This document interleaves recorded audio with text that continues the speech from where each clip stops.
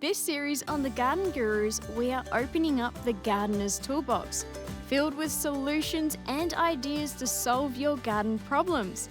Let's take a look at what's inside today. There's always a pest hiding in around the garden, whether it be a caterpillar or an aphid.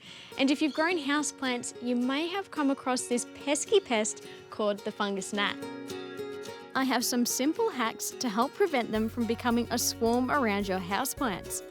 The first tip is to avoid overwatering your plants.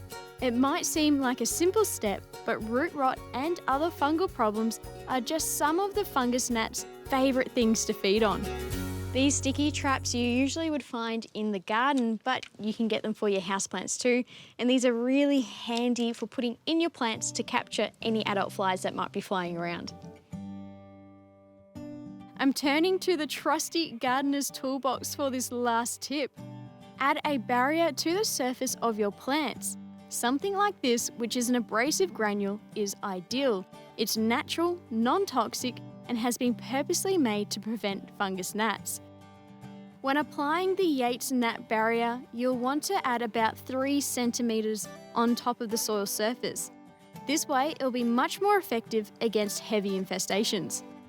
Once applied, you can water and fertilise your plants as normal.